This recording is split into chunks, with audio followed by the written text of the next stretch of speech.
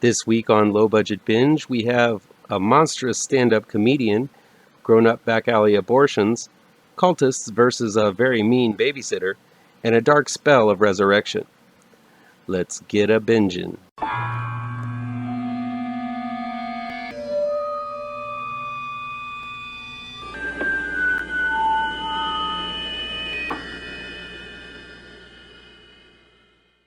Welcome back to ML Miller Frights. I'm ML Miller. Before we begin, please do me a favor and punch that like button down below. Share this video with all of your social media addicted pals.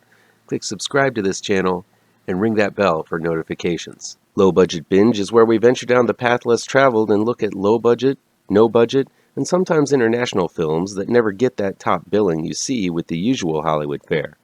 I'll indicate in the review down below where you can find these films along with their trailers. Here we go. Too Late is new in select theaters, on demand, and digital download from Gravitas Ventures. It's directed by D.W. Thomas and written by Tom Becker. An underappreciated assistant named Violet, played by Alyssa Lamperis, slaves for her boss, Bob DeVore, played by Ron Lynch, in hopes to one day get a chance to do her own stand-up comedy at his comedy show called Too Late. What no one but Violet knows, though, is that Bob is not just a monster of a boss, but he's an actual monster with a very healthy appetite. And it's Violet's job to lure unfunny stand-up comedians to meet with Bob so he can devour them whole. Violet is finally realizing she won't ever get a chance to get out from under Bob's thumb when she meets a nice guy comedian named Jimmy, played by Will Weldon, and falls for him. Of course, once Violet stops feeding Bob, she's useless to him, and both Violet and Jimmy begin to look awfully tasty to our hungry boss monster. I'm not really a fan of being roped in and duped.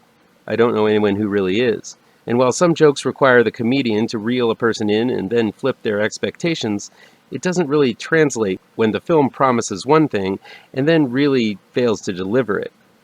This is the case with Too Late, a rom-com that will try to lure horror fans in with an intriguing premise and no payoff. Sure, there is one gross-out scene towards the end, but that doesn't make it a horror movie. Every rom-com cliché is present in Too Late. There's the down-and-out gal who's looking for her Prince Charming and is obsessed with her job. All she needs is one big break and everyone in the world will understand how wicked talented she really is. It's the plot for pretty much any romantic comedy for the last 20 to 30 years, starring J.Lo, Renee Zellweger, Drew Barrymore, Anne Hathaway. Take your pick. And yes, tons of women love these films. And good for them. Still, I think if Emma Stone did a film that promised her mousy, hard-working ways would eventually pay off with a successful career, a big New York apartment, and a hot date with Biff Hunkley, and what you got was a wall-to-wall gore fest filled with monsters tearing people to pieces from beginning to end, with maybe one romantic kiss and half of a musical sing-along scene, I'm pretty sure some gals will be a bit put off by that movie too. And that's how I felt about Too Late. Now, everyone does a decent job here. It's great that a bunch of no-namers convinced a few name actors and comedians like Fred Armisen and Mary Lynn Rajskub to lend some star cred and make a romantic comedy together. I didn't particularly think any of the comedy on stage was that funny, unfortunately, as all of it played things pretty safe. And that's what this entire film does. It wants to be an edgy experiential for those trying to be comedians in a tough world and hopefully give them some inspiration, but doesn't have enough reality to make it resonate. One comedian lives in a closet of a friend, but it's played for laughs and not really even a chance to be appreciated as the truly sad predicament that it really is. The film also has a script that thinks it's way funnier than it really is. All of the characters are doing a comedy bit or being sarcastic instead of really talking to one another. That's basically how Violet and her love interest, Jimmy, communicate with one another, and it gets old quickly and drives it home that this isn't a film that wants to be taken seriously at all. If you can't write one genuine line, then you aren't going to get any genuine feelings. And I didn't feel anything between these two lead characters. Too Late feels like a missed opportunity. It didn't seem to be able to make it as a straight-up romantic comedy, so it decided to toss in a whiff of horror elements to it. But it feels like it was made by people who don't really like or understand horror. I guess I'll give it to them and say that the lead, Alyssa Lamperis, is somewhat charming as Violet. She also has some awesome definition to her arms. but she's playing a cliched role and adds very little character to her performance. We don't even get to see her do any comedy at all, so we don't know if she's actually funny or not. Too Late just wasn't my bag, and if you're coming into this one looking for horror, I doubt it'll be your bag either. Babysitter Must Die, aka Josie Jane, Kill the Babysitter, is new on demand and digital download from Blue Fox Entertainment.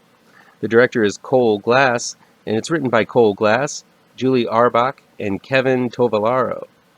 Josie Jane, played by Riley Scott, is a babysitter that is a little older than most. She's been affiliated with the Girl Scouts for ages and is now a scout leader, brandishing her merit badges on a belt around her waist like the heavyweight championship belt.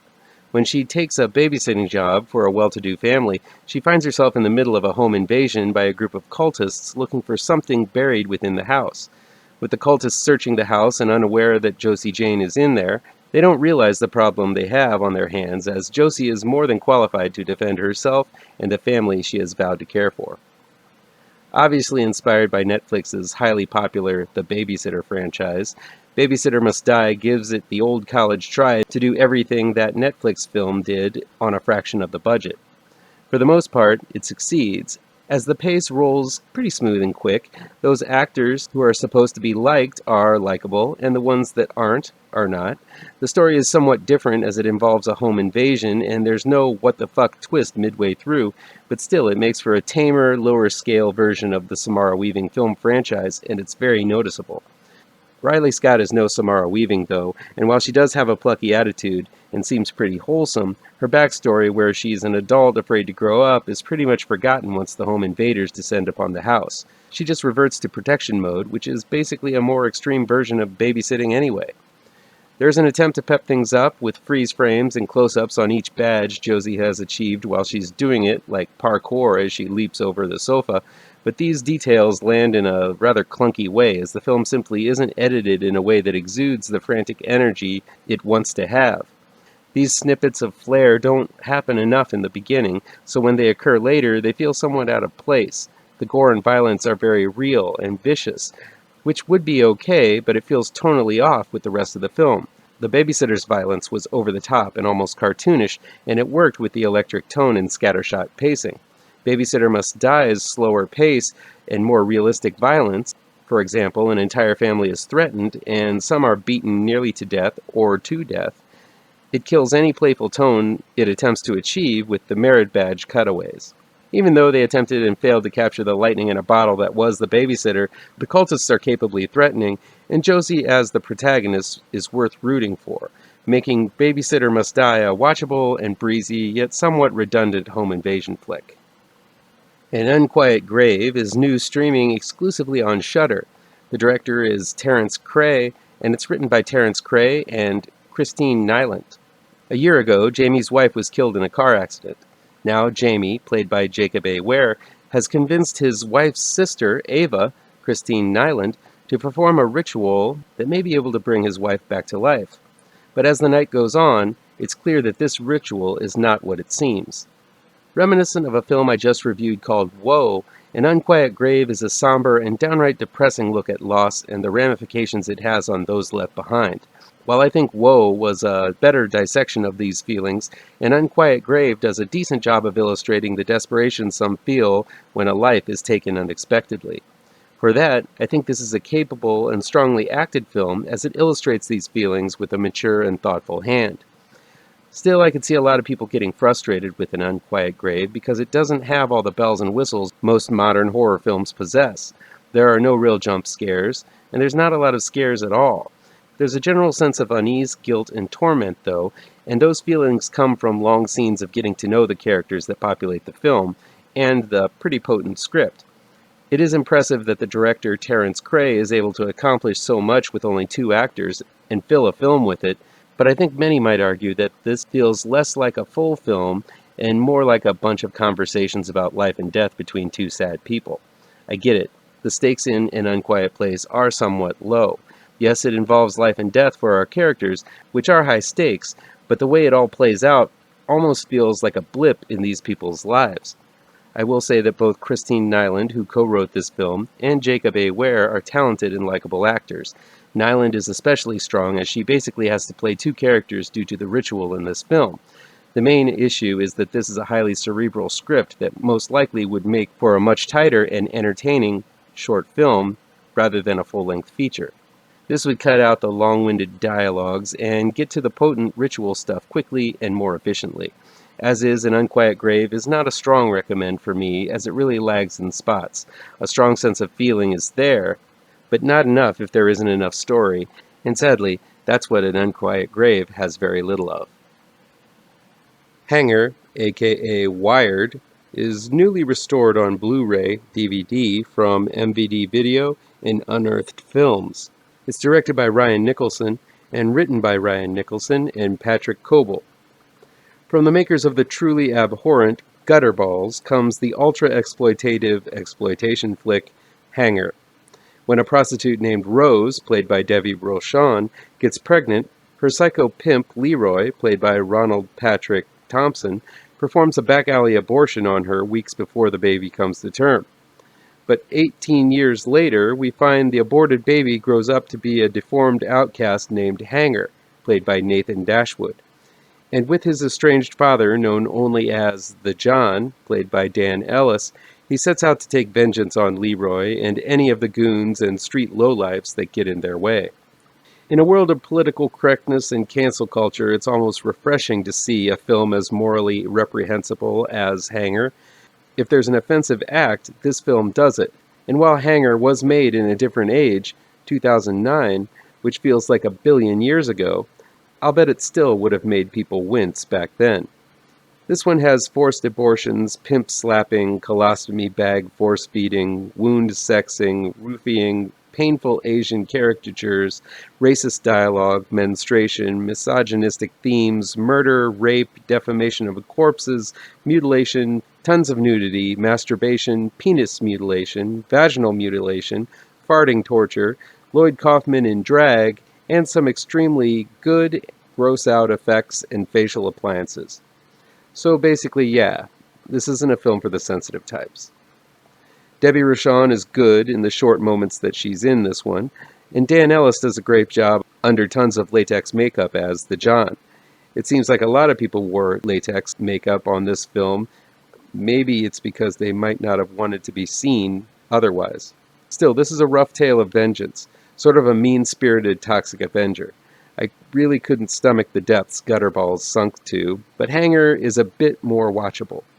Still, this was a tough one for me to endure. Warts and all, this unearthed re-release of HANGER looks great. It's got a ton of extra features with behind-the-scenes footage, interviews with the cast and crew, blooper reels, and the like. I think there's almost 16 hours of additional footage on this, so if you're a HANGER fan, this one's for you. I know there are some gruesome goreheads out there that love this stuff, so dig into the wrongness, folks. If any of the above-mentioned descriptors trigger you, it might be a wise decision to steer clear of HANGER. That'll be it for today. Please chime in down below in the comments and let me know how on the nose or mind-numbingly wrong I am, or you can counter with your own review. So guys, you know how YouTube works. I'd love to be able to dedicate more time to this channel. I'm not monetized yet, so if you want to help me out, remember to hit all the pertinent bells and whistles down below. Want some spooky comics to read? I have 2 new horror comic book trade paperbacks you should look out for. Both Gravetrancers and Pirouette, collecting never-before-published issues, can be found in only the finest of comic book shops. If you're looking for written reviews, you can find them on my website, mlmillerwrites.com. If you really want to show your support, I also have a Patreon page at mlmiller. Look for the link to my Patreon page down below. Thank you so much for your time, and take care.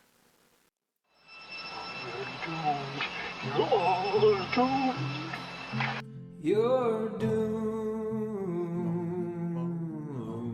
to live the life you're meant to be, stuck inside your reality.